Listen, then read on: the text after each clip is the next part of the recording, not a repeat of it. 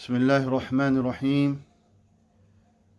After discussing the number of Muslims that participated in this battle, and at the same time the kuffar on the other hand had 1,000 men that were fully equipped and well prepared.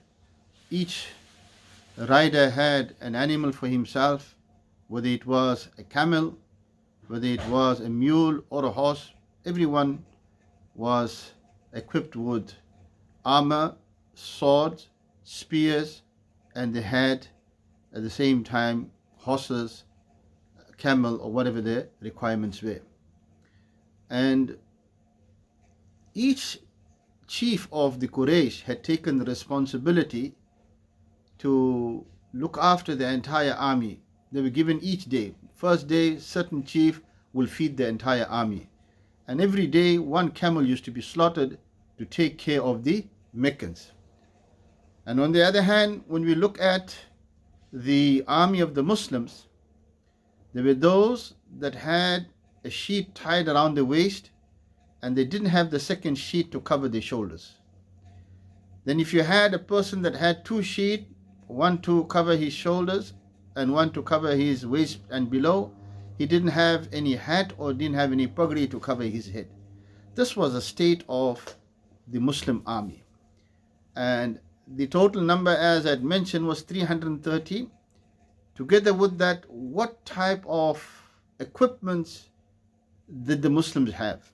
They only had 3 horses. They had 70 mules. They had 80 camels. And this gives you a total of 153 animals in total. And the number of Sahaba Ikram were 313, which meant that each camel or each mule, there had to be 2 to 3 people that had to sit on it, and they had to have turns. If one person rode on it for 2 kilometers, the other 2 will have to run or walk for 2 kilometers. Then the second person gets his chance, and the first person will jump out and he will walk. This was the state of the Muslim army in comparison to the kuffar. Not only that, the kuffar had ladies to sing for them, to rejoice, etc.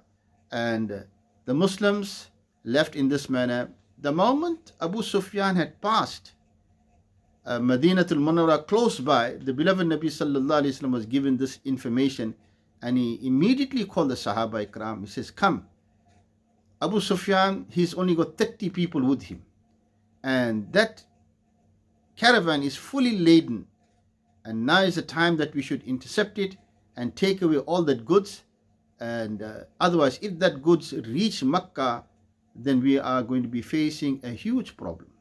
So because of this, the beloved Nabi sallallahu alaihi wasallam called the Sahaba Ikram.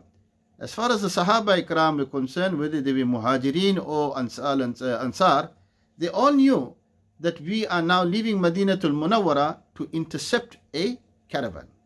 The beloved Nabi sallallahu alaihi wasallam placed Abu Lubaba Ansari in charge of Madinatul Munawwara, and they set towards Badr. But the beloved Nabi sallallahu alaihi wasallam sent Hadhrat Talha bin Ubaidullah and Hadhrat Sa'id bin Abdullah that they must go and find out what the movement is of Abu Sufyan. So they went close to Badr. They rode very fast. They had good horses. And when Abu Sufyan came close by, he looked and inspected the place, and he asked the villagers from there, "Can you all give me any information? Is there anything that's happening or anything, what's latest?"